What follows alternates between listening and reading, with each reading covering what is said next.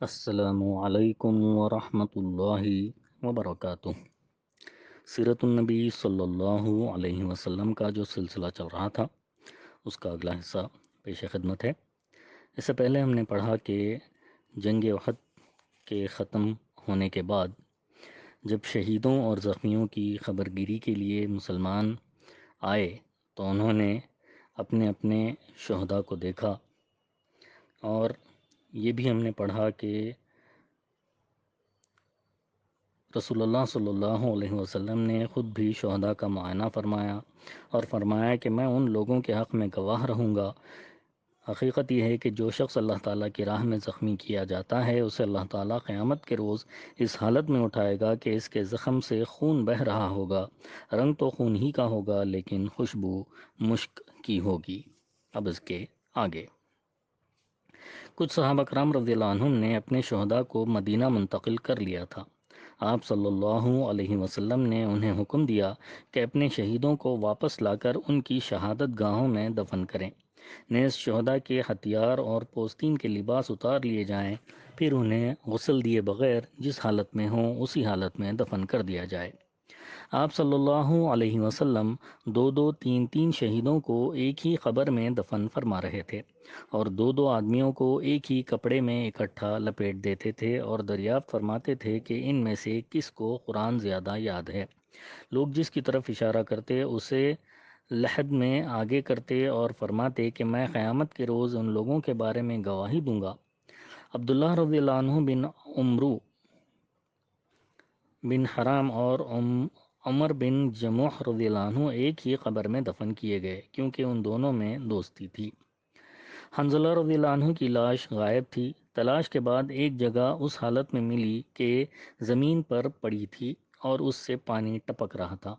رسول اللہ صلی اللہ علیہ وسلم نے صحابہ کرام رضی اللہ عنہ کو بتلایا کہ فرشتے انہیں غسل دے رہے ہیں۔ پھر فرمایا کہ ان کی بیوی سے پوچھو کیا معاملہ ہے۔ ان کی بیوی سے دریافت کیا گیا تو انہوں نے واقعہ بتلایا۔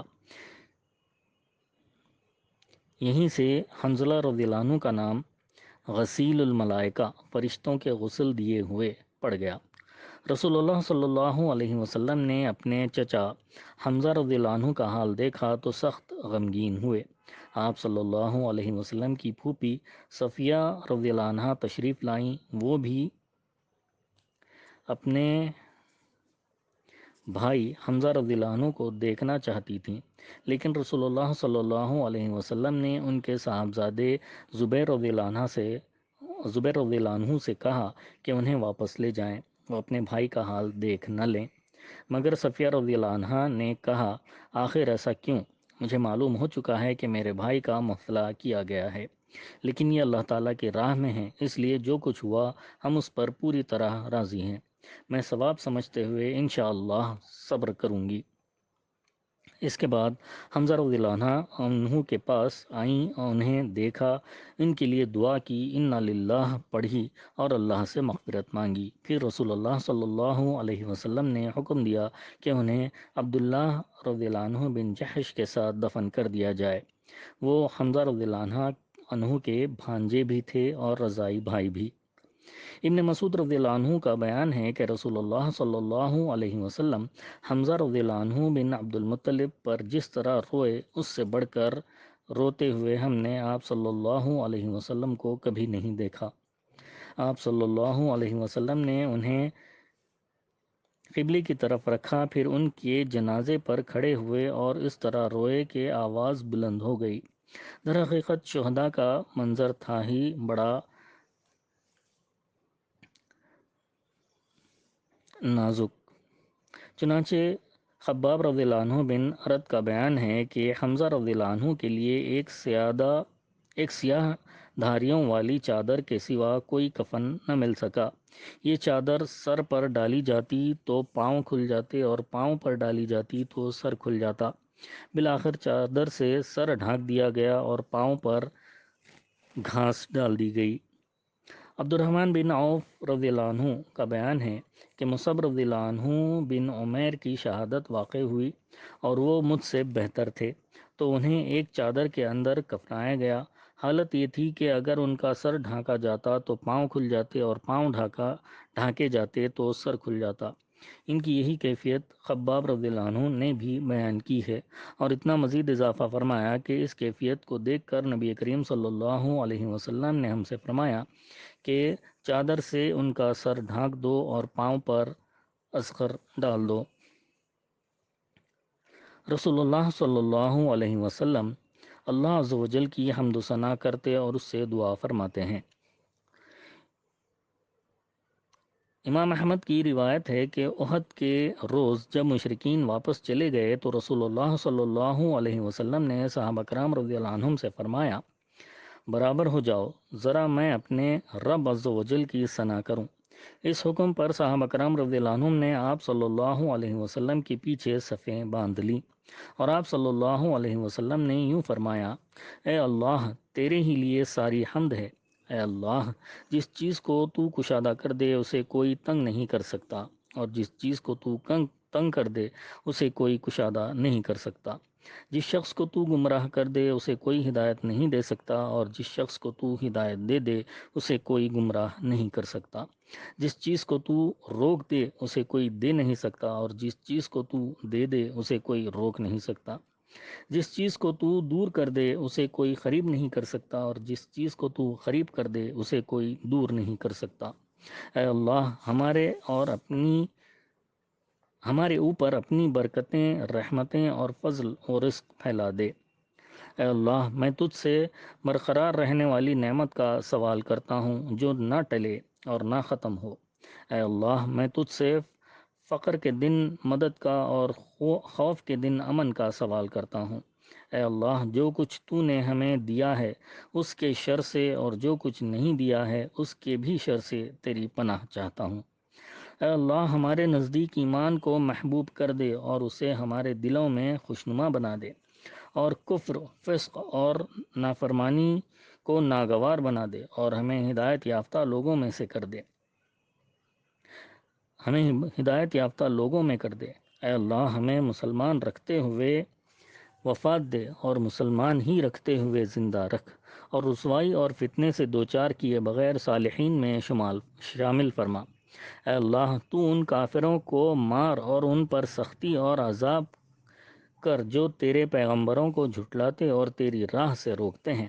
اے اللہ، ان کافروں کو بھی مار جنہیں کتاب دی گئی، یا الہ الحق۔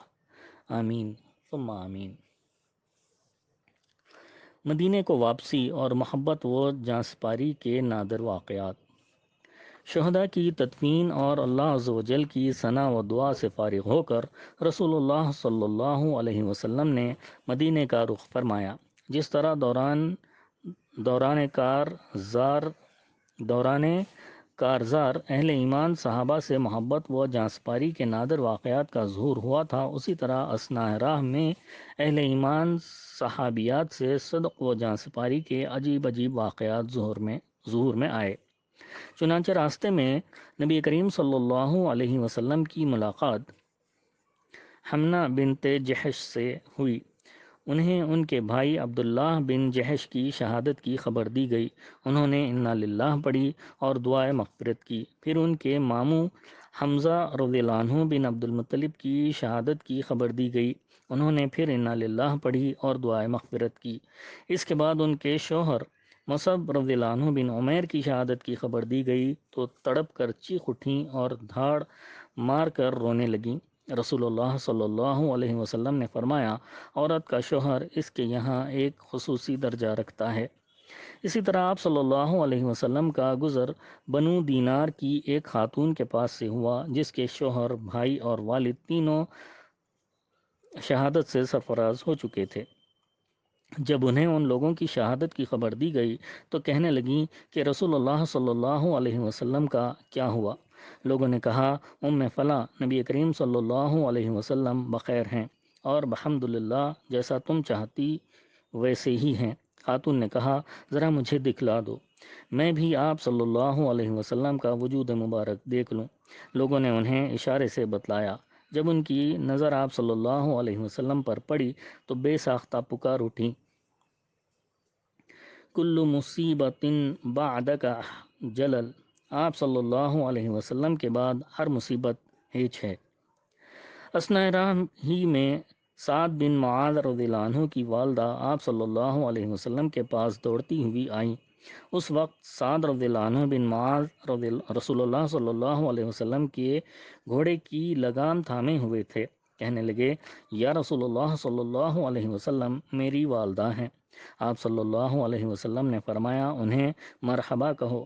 اس کے بعد ان کے استقبال کے لیے رک گئے۔ جب وہ قریب آ گئیں تو آپ صلی اللہ علیہ وسلم نے ان کے صاحبزادے عمرو رضی اللہ عنہ بن معاذ کی شہادت پر کلمات تعزیت کہتے ہوئے انہیں تسلی دی اور صبر کی تلقین فرمائی۔ کہنے لگیں، جب میں نے آپ صلی اللہ علیہ وسلم کو بسلامت دیکھ لیا تو میرے لیے ہر مصیبت ہیچ ہے۔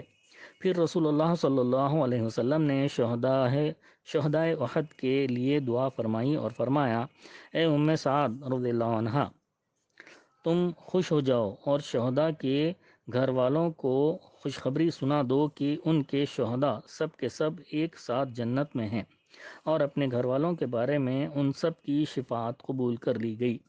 کہنے لگیں، اے اللہ کے رسول صلی اللہ علیہ وسلم، ان کے پسماندگان کے لیے بھی دعا فرما دیجیے۔ آپ صلی اللہ علیہ وسلم نے فرمایا، اے اللہ، ان کے دلوں کا غم دور کر دے، ان کی مصیبت کا بدل عطا فرما، اور باقی ماندگان کی بہترین دیکھ بھال فرما۔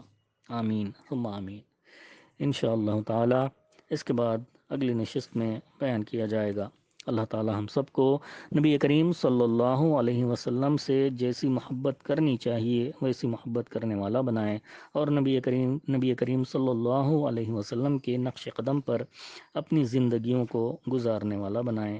آمین ثم آمین، وآخر الدعوانا ان الحمد للہ رب العالمین۔